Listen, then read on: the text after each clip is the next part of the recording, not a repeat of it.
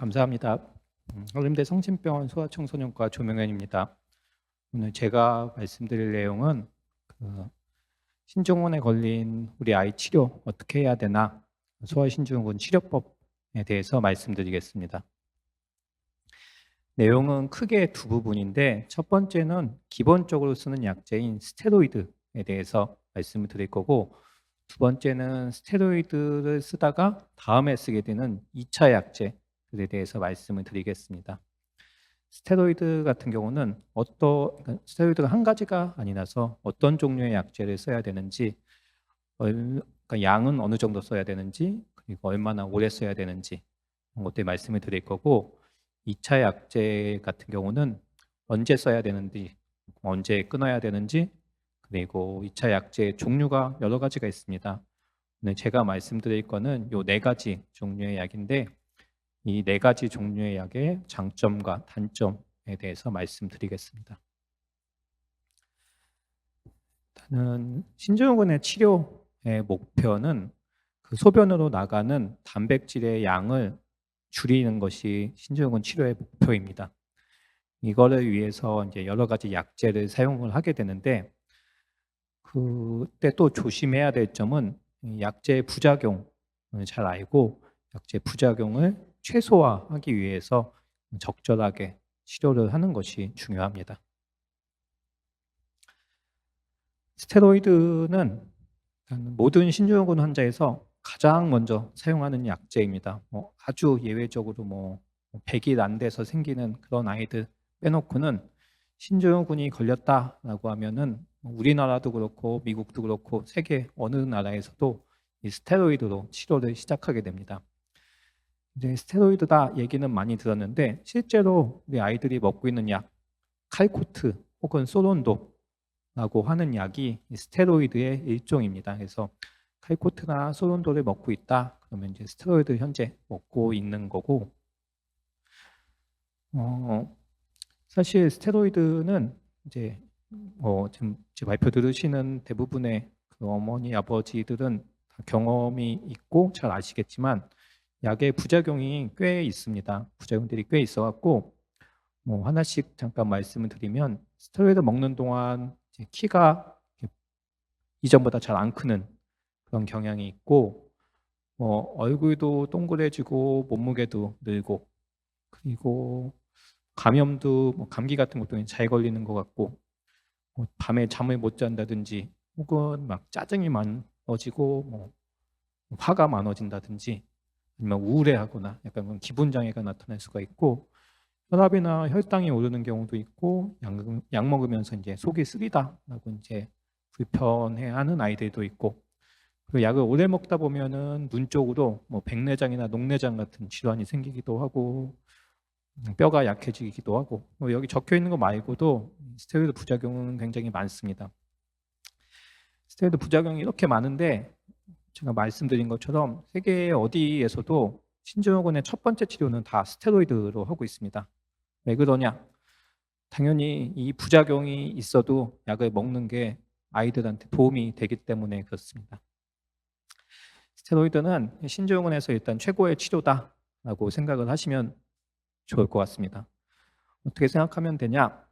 일단은 신증후군은 당연히 옛날부터 있었던 질병이기는 하지만, 이 옛날에는 치료법이 없었습니다. 치료법이 없었다가 한 7, 80년도 전, 1950년 정도쯤부터 이제 스테로이드를, 그때부터 이제 신증후군이 걸렸던 아이들한테 주기 시작을 했는데, 스테로이드를 사용하기 전에, 그러니까 80년 정도 전의 자료를 다 뒤져보면은 이 4년 생존율이 61%였다라고 하는 보고가 있습니다. 무슨 얘기냐? 신증후군의 진단을 받으면은, 진단을 받고 4년이 지나면은 100명의 아이들 중에 39명이 일단은 사망하거나 그런 일이 벌어졌었다라고 할 정도로, 옛날에는 신증후군이 굉장히 무서운 질병이었습니다. 무서운 질병이었는데, 요새 신증후군이 걸려갖고 병원에서 만약에 진단을 받았다라고 하면은 사망률 이런 얘기는 하시지는 않으시죠. 선생님들이 이제 어떻게 치료할 거다, 어떻게 예후가 어떻다 이렇게 얘기를 하시긴 하시지만, 사망률까지 얘기하시는 경우는 거의 없을 것 같습니다. 그만큼 이제 예후가 좋아진 이유는 이제 스테로이드를 약으로 썼기 때문에 그렇습니다. 그래서 다시 말씀을 드리지만 스테로이드는 굉장히 많은 부작용을 갖고 있음에도 불구하고 신증후군에서 치료에 굉장히 효과적이고 약제이기 때문에 모든 신증후군 환자에서는 스테로이드를 사용을 한다. 그렇게 되어 있습니다.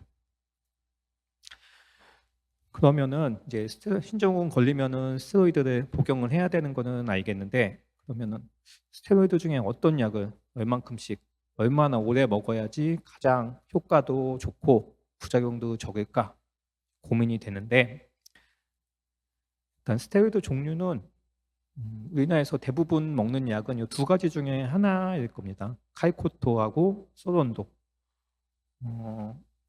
칼코트하고 소론도가 제일 대표적인 약이고, 근데 이게 이름이 뭐 스테로이드다, 칼코트다, 소론도다, 뭐 프레드니솔론이다 이렇게 막 말이 굉장히 많이 나오는데, 이거를 잠깐만 정리를 해드리면은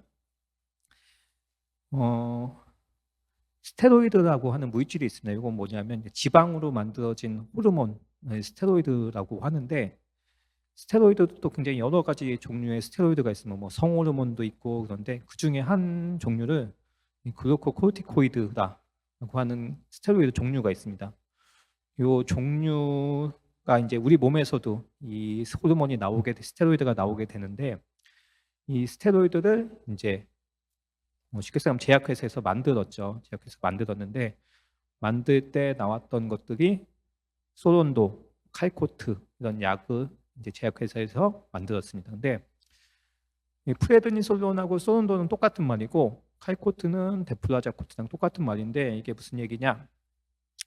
보통 아기들이 뭐 열나거나 그러면 해열제를 먹죠. 해열제 먹으면은 해열제 이름이 뭐 챔프 시럽이다라고 하면, 챔프 시럽은 성분이 아세트아미노펜이라고 하는 해열제 성분으로 하고 있으니까는 아세트아미노펜이라고 하는 성분으로 약을 만들어서 이름을 챔프 시럽 이렇게 지은 것처럼, 프레드니솔론이라고 하는 성분으로 약을 만든 게 우리나라에서 나온 약이 소론도고, 데플라자코트라는 성분으로 만든 게 칼코트입니다.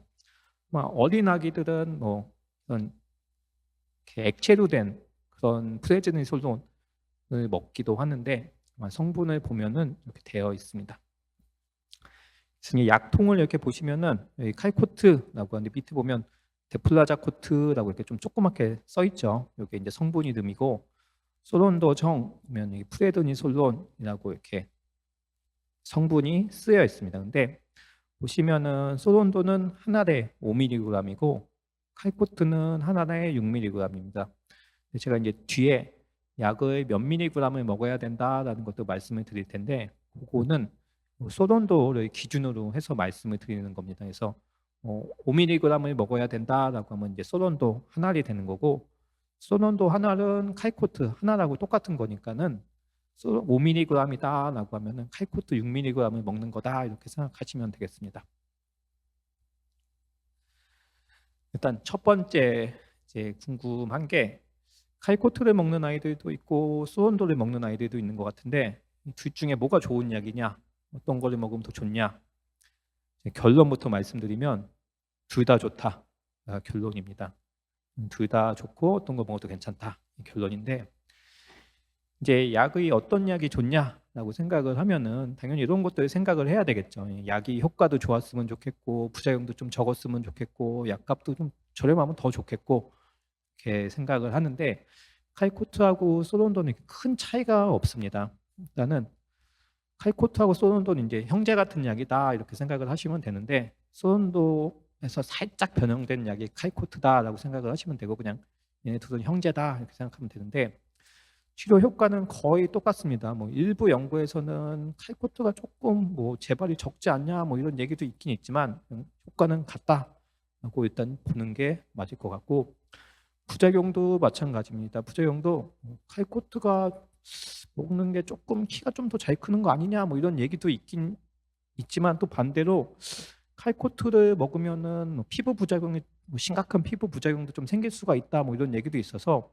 크게 보면은 부작용 면에서도 별로 차이가 없다라고 하는 게 결론이고, 약값도 칼코트가 살짝 비싸긴 하지만 두 가지 약제 다 이렇게 저렴한 약제이기 때문에 결론적으로 칼코트하고 소론도의 효과 부작용은 거의 비슷하기 때문에 둘 중에 어떤 약을 사용해도 다 괜찮다.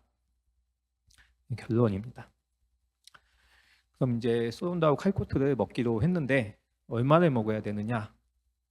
이제 병원에서 이제 진단을 받으면은 담당 선생님이 약을 주실 텐데 그냥 뭐 어떻게 계산을 하느냐 말씀을 드리면은 몸무게당 하루에 2mg을 먹습니다. 그러니까는 10kg인 아이가 신종원이 걸렸다. 그러면은 10kg에 2를 곱해서 20mg을 하루에 먹는 거고 한 알이 5mg이니까 4알을 먹는다. 이렇게 생각을 하시면 됩니다. 약은 처음에는 매일 먹게 됩니다. 매일 먹게 되는데 뭐 하루에 뭐 2번, 3번 나눠 먹는 경우들도 있는데 특별한 문제가 없다라고 하면은 아침에 그냥 한 번에 먹는 게 아마 편하시고 부작용도 조금 적을 수가 있습니다. 그래서 이렇게 먹고 재발을 했을 때도 마찬가지입니다. 재발을 했을 때도 기간의 차이는 좀 있지만 이렇게 용량을 계산해서 먹는다라고 생각을 하시면 되겠고 요것보다 조금 적게 먹으면 어떨까 그런 고민도 있습니다. 왜냐하면은 이제 스테로이드의 부작용이 많다라고 아까 말씀을 드렸기 때문에 그 약을 조금 먹으면은 부작용이 좀 적지 않을까라고 하는 그런 기대감이 있는데 일단은 이렇게 먹는 게 지금까지는 제일 좋은 방법이다라고 알려져 있습니다. 일단은 처음 발병이든 재발이든 이렇게 먹는 게 좀 줄여서 먹는 것보다 처음에 그러니까 단백뇨가 없어질 확률도 조금 높을 수가 있고 재발해서 이것보다 좀 적게 먹었다고 뭐 더 좋을 게 있나 했을 때 그렇게 보일 게 아직까지는 없기 때문에 발병 그러니까 신종은 처음 진단을 받았든지 아니면 조절이 되다가 단백뇨가 다시 나왔을 때 스테로이드는 하루에 몸무게 키로당 2mg을 먹는다. 최대 용량은 60mg에서 하루에 12알까지만 먹는다라고 생각을 하시면 되겠습니다. 그러면 얼마나 오래 먹어야 되느냐를 보면은 처음에 신종원인 진단을 받으면은 이런 약제로 맨날 아침마다 4주 연속으로 먹거나 아니면은 6주 연속으로 먹게 됩니다. 요 4주나 6주 뭐 둘 다 좋은 방법이고 이것보다 좀 더 길게 먹으면 그러니까 4주나 6주 먹고 그 뒤에 이제 스테로이드 먹으면서 단백뇨가 없어졌다라고 하면은 용량을 좀 줄이게 됩니다. 그렇지만 처음 발병했을 때는 뭐 일주일 만에 단백뇨가 없어졌다 하더라도 4에서 6주는 맨날 이 정도의 용량을 먹는다 생각하시고 그리고 4에서 6주가 지난 다음에 맨날 먹는 게 아니라 그 다음에는 하루 건너 하루로 똑같이 하루에 몸무게당 1.5mg을 하루 건너 하루로 4에서 6주 먹는다 생각하시면 됩니다. 이때는 최대가 하루에 8알까지여서 몸무게가 30kg 넘는 아이들은 처음에는 12알을 먹고 용량을 줄이면은 8알 먹는다. 이렇게 간단하게 생각하시면 될 것 같고 그 뒤에 이제 하루 건너 하루 요만 1.5mg 이렇게 몸무게당 1.5mg 먹다가 그 뒤에 감량을 하는 경우도 있는데 일단은 사실 감량을 굳이 안 해도 크게 문제가 없다라고 되어 있기도 해서 그 뒤에는 4주에서 6주 매일 먹고 4주에서 6주 하루 건너 하루 먹고 감량하지 않고 스테로이드를 끊어도 괜찮다라고 되어 있습니다. 재발 시에도 용량은 똑같습니다. 용량은 똑같은데 단 하나 차이점은 재발을 하면 몸무게당 킬로그램당 2mg을 맨날 먹는 거를 4에서 6주 먹지는 계속 먹을 필요는 없고 중간에 단백뇨가 없어진다. 그러니까 단백뇨가 없어져서 3일 연속으로 단백뇨가 그 소변 스틱 검사에서 마이너스나 플러스 마이너스가 나온다라고 하면 그 다음부터는 똑같이 하루 건너 하루로 몸무게당 1.5mg을 6주 먹을 필요는 없고 4주 먹으면 됩니다. 그래서 예를 한번 들어보면은 신종훈이 걸린 30kg 아이인데 조절이 잘 되고 있어서 약을 안 먹고 있었습니다. 약을 안 먹고 있었는데 어느 날 보니까 그 소변 검사에서 1+가 나와서 다음날 보니까 3+, 또 3+, 3+. 그러면 이제 3+가 3일 연속 나오면은 신종훈이 재발한 거기 때문에 이제 약을 먹기 시작합니다. 그래서 30kg은 하루에 몸무게에다 2를 곱하니까 60mg.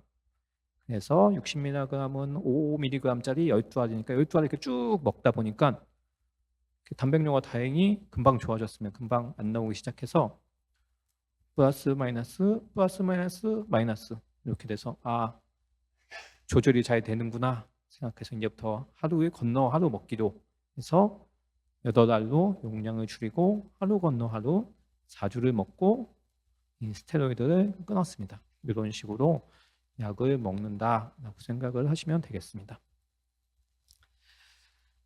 잠깐만 스테로이드 부작용을 어떻게 조심하면 될까를 말씀을 드리겠습니다. 스테로이드 부작용은 굉장히 많은데 몇 가지만 말씀을 드리면 스테로이드 먹으면서 몸무게가 느는 경우가 굉장히 많이 있습니다. 이건 왜 그러냐면은 스테로이드를 먹으면 약 때문에 이렇게 식욕이 굉장히 늘어나게 됩니다. 그래서 먹을 거를 막 찾게 되고 당연히 많이 먹다 보니까 몸무게가 많이 찌게 되기 때문에 스테로이드가 먹는 동안에는 아이가 많이 먹으려고 해도 조금 조절을 시키는 게 좋습니다. 그러니까는 일반적으로 다이어트 하듯이 먹는 거를 좀 조절을 하고 운동을 하면서 몸무게가 그냥 유지되게끔 하는 게 좋겠고, 또 약을 먹으면서 얼굴이 이렇게 동그래지는 경우도 있는데 이거는 체중 증가 때문에 그런 것도 있기 때문에 마찬가지로 식단을 잘 조절하면 좋겠고, 그리고 얼굴이 약 때문에 얼굴만 부은 거는 시간이 지나면은 다시 이전으로 돌아오는 경우가 굉장히 많기 때문에 애기한테 이렇게 좋은 얘기 해주면서 조금 기다려보면 좋을 것 같습니다.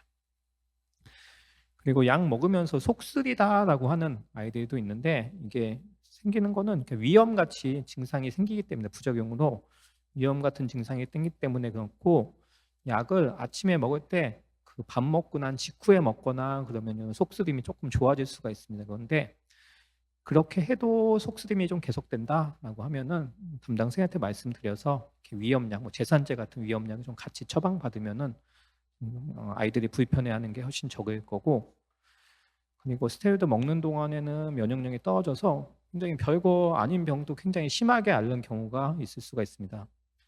그래서 이런 거를 좀 조심하기 위해서는 아이들이 이렇게 어떠한 감염이 되는 가장 중요한 경로가 손 같은 게 더러워서 그런 거를 입에 들어가면서 생기는 게 많기 때문에 항상 외출하거나 그랬을 때 손 잘 닦게 하고, 겨울철 같은 때에는 독감 접종은 매년 꼭 하도록 이렇게 권하면은 이런 부작용에 대해서 조금 도움이 될 겁니다.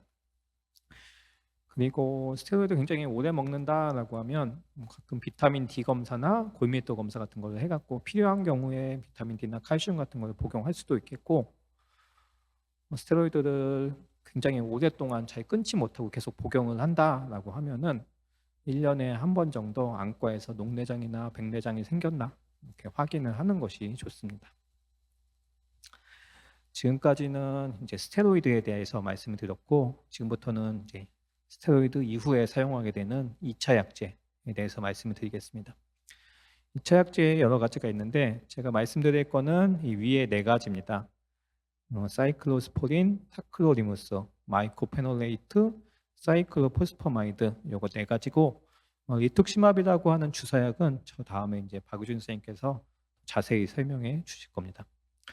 여기 뒤에 약 이름이 써 있는데 이것도 마찬가지입니다. 이게 약 사이포렌, 산디문 이런 게 이제 제약회사에서 나오는 약 이름이고, 이 약의 성분이 사이클로스포린이다라고 사이클로스포린입니다. 그래서 만약에 지금 먹고 있는 2차 약제가 있다라고 하면은 아이가 먹는 2차 약제가 어떤 성분에 해당하는지 이제 한번 보시면 좋을 것 같습니다.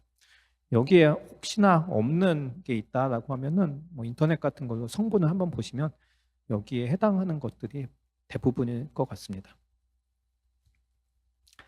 그럼 이제 중요한 게 2차 약제는 언제 써야 되느냐?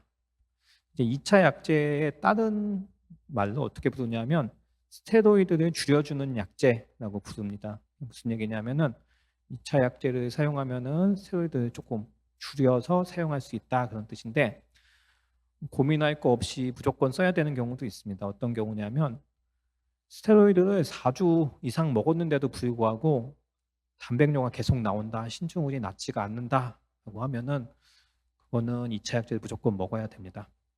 혹은 스테로이드를 좀 먹기가 어려운 경우들, 뭐 스테로이드 먹었을 때 부작용이 너무 심한다든지 아니면은 재발을 했을 때 너무 힘들어하는 뭐 그런 증상이 있다라고 하면 그때도 2차 약제를 쓰는 게 좋고, 요 밑에 두 개는 조금 고민해 볼 필요는 있습니다. 어떤 경우냐면 재발을 너무 많이 할 때, 재발을 너무 많이 한다는 거 기준은 보통 1년에 3번 이상 재발을 하거나 아니면 스테로이드가 신증후군 진단을 받고 그 6개월 안에 2번 이상 재발을 하면은 재발을 너무 많이 한다 이렇게 좀 생각을 하셔야 되는데, 그럴 때나 아니면 스테로이드를 줄이거나 끊으면은 자꾸 재발을 하는 경우, 그런 경우에는 2차 약제 사용을 좀 고민을 해봐야 됩니다.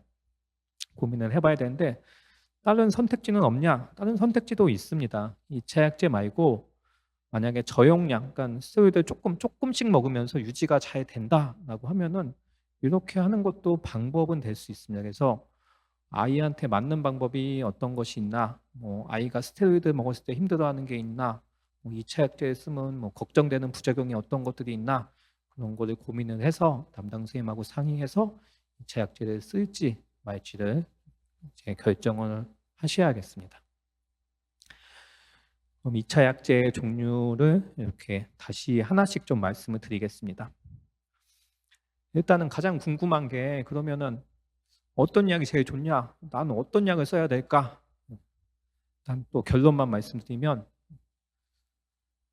뭐가 제일 좋다 그런 약은 없습니다. 뭐 각자 다 약들의 장단점이 있기 때문에 그 장단점을 좀 고민해서 우리 아이들한테 제일 적합한 약이 무엇일까 결정을 해야지, 어떤 약이 무조건 좋다 그런 약은 없기 때문에 제가 지금부터 장단점을 좀 말씀을 드릴 테니까 조금 고민을 하실 때 도움이 됐으면 좋겠습니다.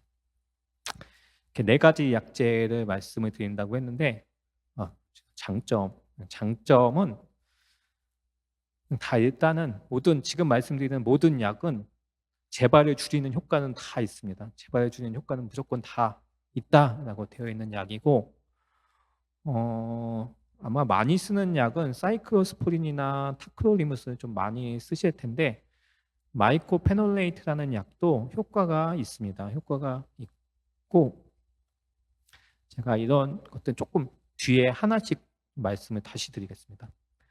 이 사이클로스포린하고 타크로리무스는 형제는 아니고 한 사촌 정도 되는 관계다 이렇게 생각하시면 됩니다.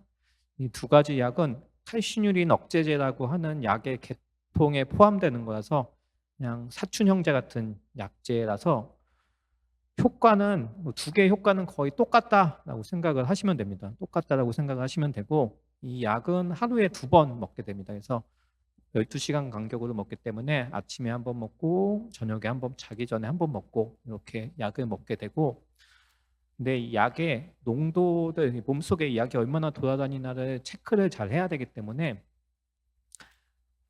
주기적으로 피 검사를 해야 됩니다. 주기적으로 피 검사를 해야 되는데, 이 주기적이라고 하는 거는 처음에는 한 1, 2주 정도에 1번씩은 검사를 하게 되고, 용량이 잘 맞는다, 괜찮을 것 같다 그러면은 보통 1달에서 3달에 1번 정도 피 검사를 하게 되는데, 항상 조심해야 될 거는 피 검사는 약 먹기 전에 해야 됩니다. 그러니까는 병원 뭐 아침에 약을 먹는데 아침에 약 먹고 와서 병원에서 검사를 한다 그렇게 되면은 이 약물 농도가 정확하지 않게 나오기 때문에 그러면 안 되고, 항상 아침에 일찍 오셔갖고 약 먹기 전에 피 검사하고 그 다음에 아침 약을 먹어야지 정확한 검사가 됩니다. 이런 사이클로스포린이나 타크로리무스 같은 약은 먹는다고 바로 효과가 나오지는 않습니다. 그러니까는 약을 먹고 뭐 한 3, 4주 됐는데 또 재발했다.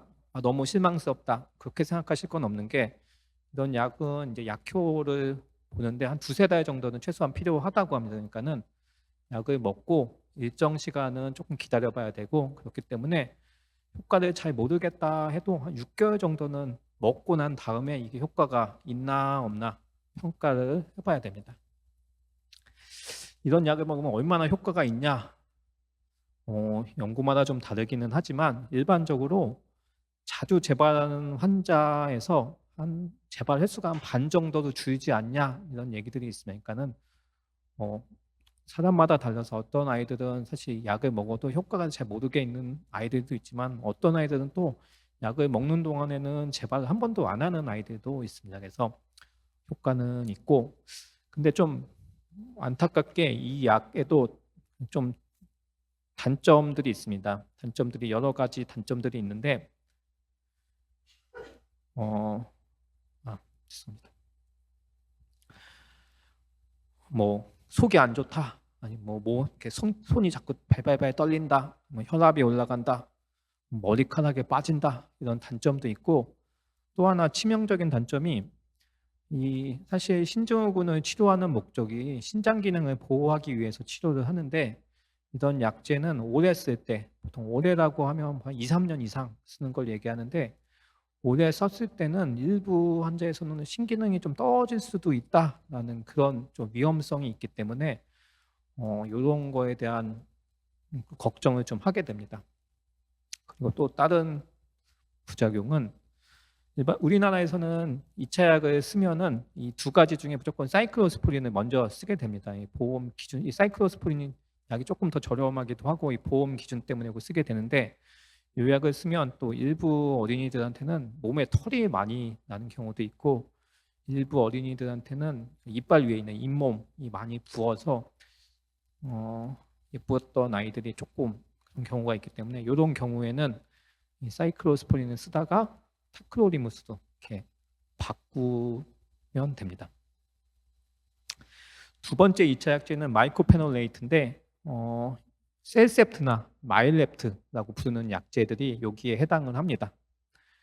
일단은 이 약의 가장 큰 장점은, 앞에서 말씀드린 사이클로스포린이나 타크로니무스가 오래 쓰면은 신독성이 있다라고 알려져 있는데 반해서, 마이코페놀레이트는 약의 작용하는 기전에 일단 그런 게 없기 때문에 오래 썼을 때 신독성 걱정을 별로 하지가 않습니다. 굉장히 큰 장점이 있고, 근데 재발을 줄이는 효과 분명히 있습니다. 근데 사이클로스포린이나 타크로니무스만큼 있냐 했을 때는 잘 모르겠습니다. 그만큼 효과가 있다라고 하시는 분들도 계시고, 그거보다는 조금 부족하지 않냐라고 하시는 분들도 계셔갖고, 그런 효과하고 부작용을 좀 고려해서 사용을 하게 되겠고, 분명히 신증후군에서 2차 약제로 사용할 수 있는 약제 중에 하나입니다.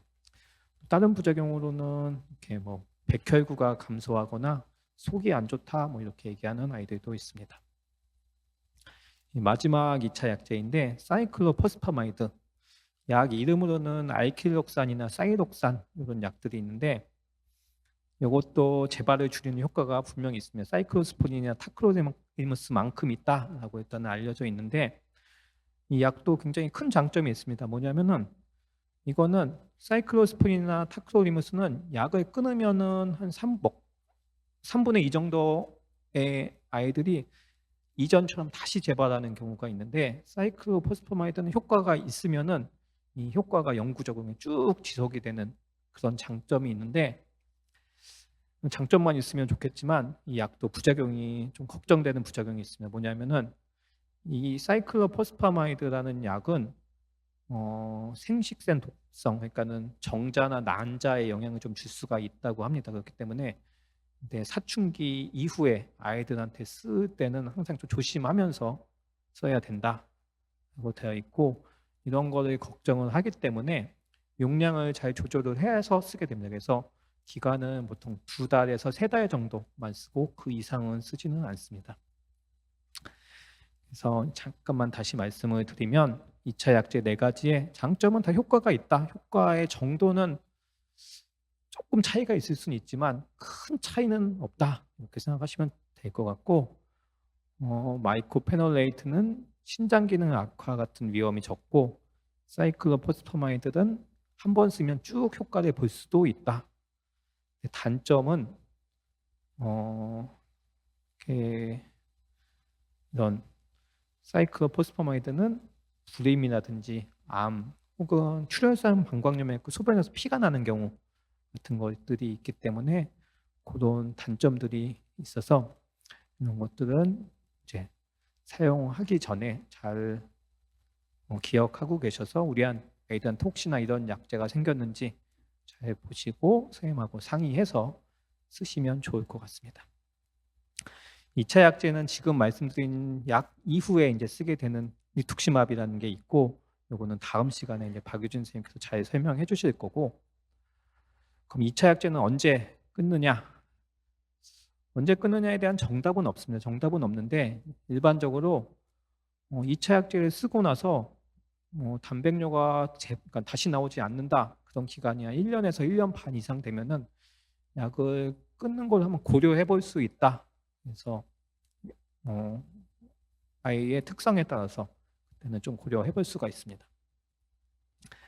그리고 거의 마지막인데 고혈압제입니다. 고혈압제는 이제 사실 고혈압제를 먹는 경우들이 있습니다. 고혈압제 먹는 경우들이 있는데 고혈압제 먹자라고 하면 이제 어머니 아버지가 굉장히 불안해하시죠. 이렇게 어린 아기들이 고혈압약을 벌써 먹어야 되느냐 뭐 이렇게 걱정하시는 분들이 많은데, 고혈압 약제는 다 그런 건 아닌데 일부 이제 아마 처방해 주시는 일부 고혈압 약제는 그 단백뇨를 줄이는 효과가 있고, 단백뇨를 줄이면은 신장 기능이 악화되는 것을 줄여줄 수 있기 때문에 분명히 굉장히 좋은 약이고, 특히 스테로이드를 먹음에도 불구하고 4주 이상 먹어도 단백뇨가 없어지지 않는 아이들은 무조건 고혈압 약을 먹는 게 좋습니다. 이 약들은 굉장히 많이 사용했고 안정성이 앞에 제가 말씀드린 스테로이드나 아니면 2차 약제보다 훨씬 부작용도 적고 그렇기 때문에 약을 써야 된다라고 하면은 그렇게 꺼려 하실 필요가 별로 없습니다. 마지막 장으로 이제 4주 이상 스테로이드를 썼는데도 불구하고 단백뇨가 없어지지 않을 때는 해볼 수 있는 치료들이 고용량 스테로이드 주사, 펄스라고 보통 많이 부르죠. 펄스라고 하는 스테로이드 주사를 한 3회 이상 주사를 해서 이제 효과를 보는 경우들이 있고, 그리고 아까 말씀드린 사이클로스포린이나 타크로리무스를 포함한 2차 약제들을 같이 먹기도 합니다. 그리고 이럴 때는 꼭 고혈압약을 같이 먹어서 단백뇨를 줄여야 됩니다. 제가 말씀드릴 거는 여기까지입니다. 감사합니다.